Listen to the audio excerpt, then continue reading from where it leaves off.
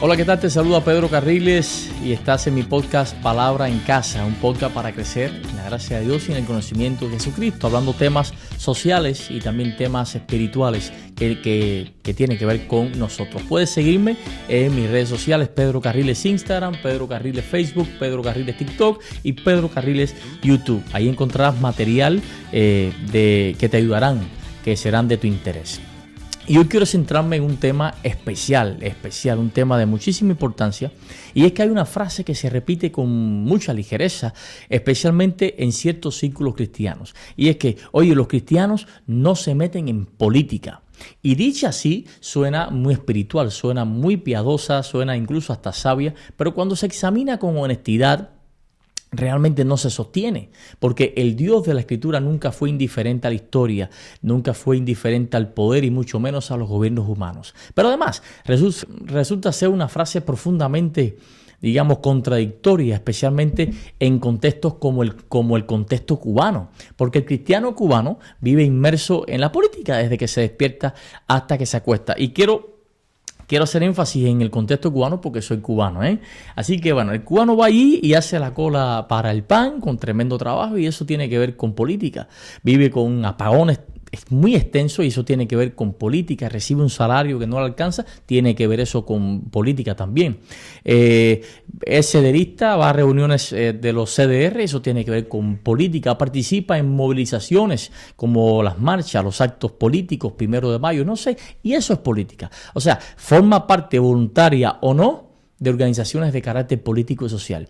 Opina sin ningún tipo de problema sobre lo que pasa en el Medio Oriente, sobre lo que pasa en Ucrania, en Estados Unidos, en cualquier parte del mundo. Y nadie dice nada, nadie se mete en eso, siendo eso política. Pero cuando ese mismo cristiano cubano habla de lo que afecta directamente en su vida, su dignidad, su futuro, su familia, su país, entonces aparece alguien que le dice, oye, no, los cristianos no se meten en política, cambia rumbo porque eso no es lo tuyo. Y eso es una falacia, porque no es que el cristiano no se meta en política, no, es que se le permite opinar de cualquier cosa, cualquier tema político a nivel mundial, menos de aquello que lo oprime. Y evidentemente eso le viene como anillo al dedo al opresor.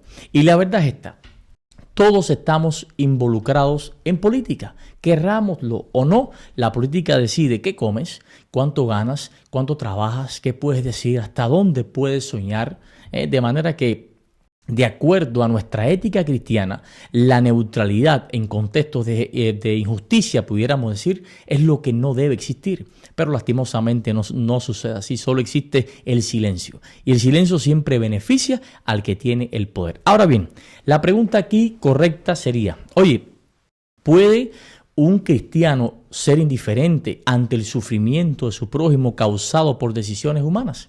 Bueno, pues evidentemente la Biblia responde con total claridad, no. ¿Por qué? Porque Dios nunca fue indiferente a los sistemas que oprimen. Mira, Dios intervino en Babel cuando el poder humano quiso uniformar y controlar.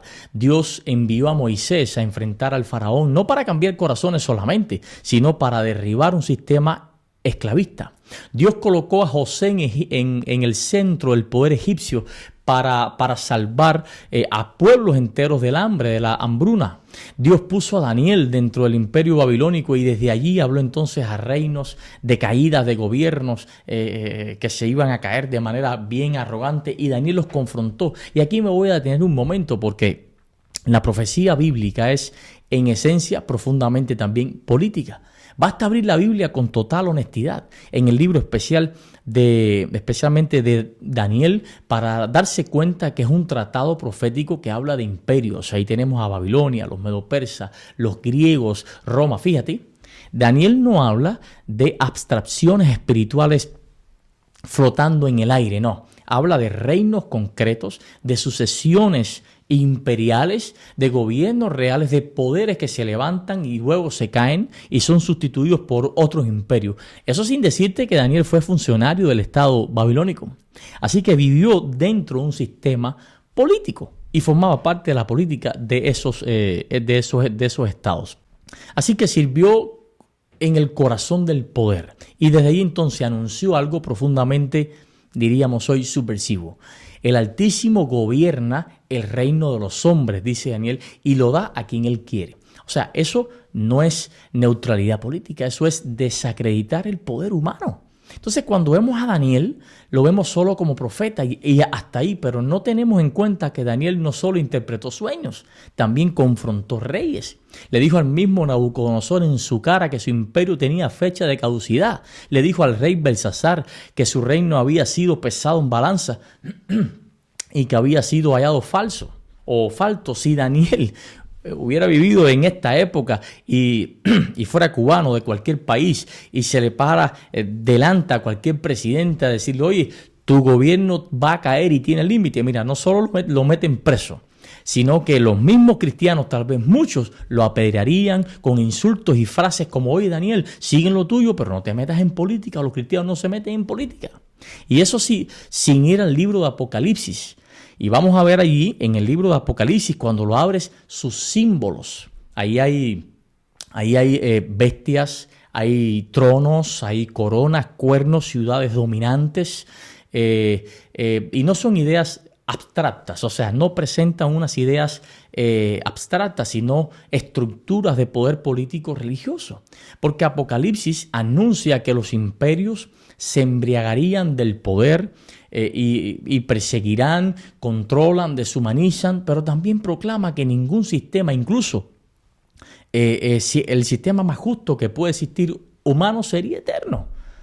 Así que decir que Apocalipsis no tiene implicaciones políticas en su lenguaje profético es no entender ese lenguaje y mucho menos su propósito. Ahora, y haciendo un recorrido por los demás profetas, como es el profeta Isaías, el profeta Jeremías, el profeta Ezequiel, Amós, Miquea, no fueron profetas desconectados así de la realidad que vivían. No, hablaron del destino de los reinos, hablaron de la caída de ciudades, de guerras, de invasiones, de alianzas políticas fallidas, denunciaron leyes injustas, confrontaron reyes corruptos, llamaron pecado a la opresión institucional. Y Dios no le dijo, oye, no, eso no es asunto tuyo, no te metas en política. No, si Dios mismo fue quien le dio ese mensaje para que se lo diera a esos políticos. Dios habló a gobernantes que se creían eternos, intocables, y les recordó que no lo eran. Así que los profetas no fueron predicadores cómodos, pudiéramos decir, no. Fueron la conciencia incómoda de las naciones de su época. Y ahora, cuando llegamos a Jesús, que es el ejemplo que debemos imitar, wow, ahí Jesús... No creo que Jesús haya sido un partidista, porque no lo fue, ni tampoco fue comunista, como algunos que ignoran qué es realmente el comunismo y quién fue realmente Jesús. Dicen, no. Vamos a un Jesús, vamos a analizar a un Jesús que fue profundamente subversivo. Sí, subversivo, no me apedrees todavía.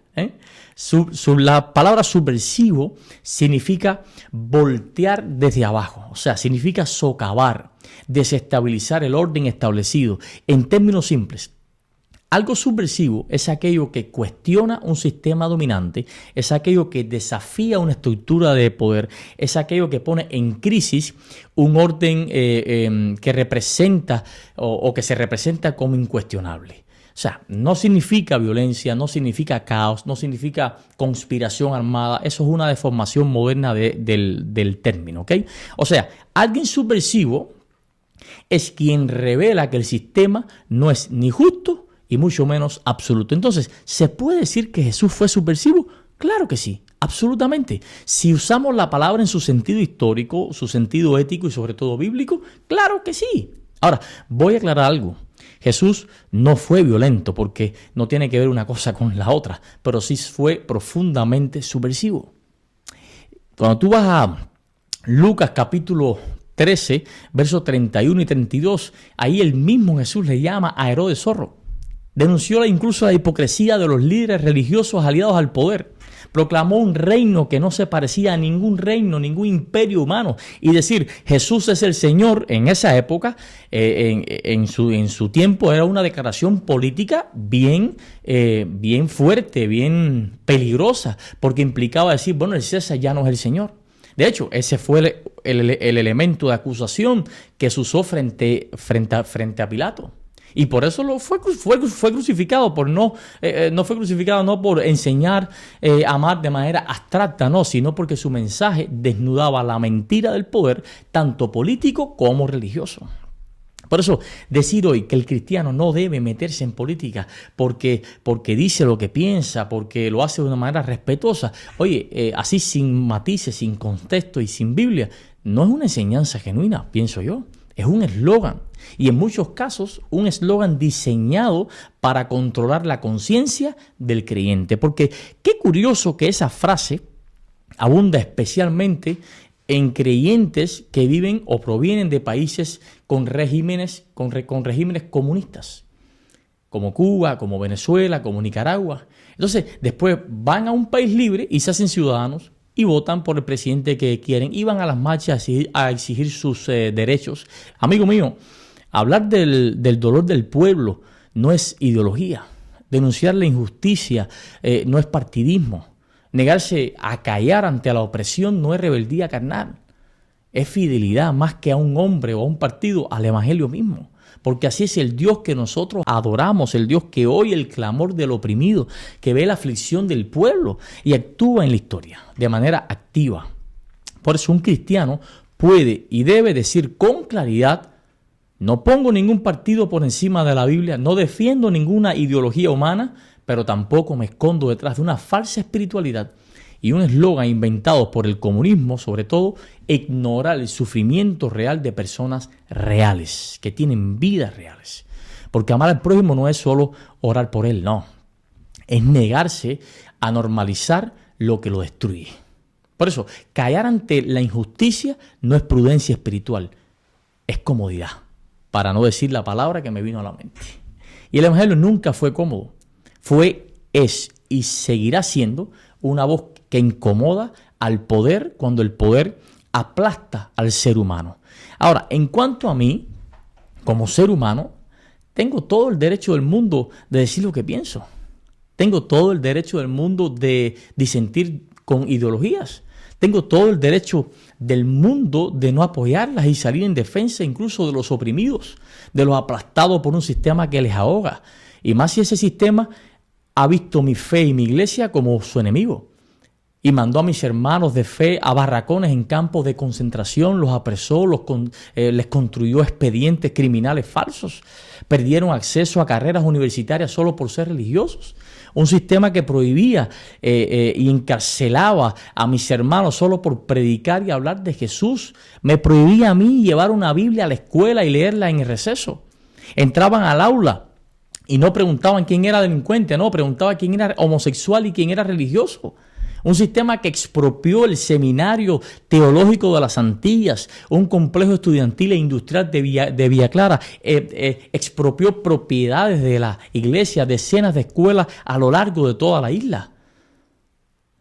También propiedad de la iglesia. Un sistema que nos ha utilizado, manipulado y extorsionado desde que llegó al poder solo por creer en Dios nosotros. Y que además me empujó a mí a abandonar a mi país, a abandonar los míos. Y mantiene una política que afecta a mi familia, afecta a mi pueblo y lo sumerge a la miseria más deshonrosa. No, eso no me lo callo. No porque sea capitalista ni porque sea de un partido político, sino porque soy cristiano. Yo no quiero ser cómplice del barbarismo de su proceder y del odio que destilan sus acciones contra el pueblo. Como el mismo Pablo, apóstol, indica, incluso yo oro por ellos, pido que se arrepientan, que vayan al Señor Jesucristo con corazón sincero para verlos en el cielo y mi país sea libre. Mira qué camino más fácil. Ahora, si tú te callas, por mí está bien, eso no me incumbe, tienes todo el derecho, pero tu silencio no es una norma para mí. Que Dios te bendiga.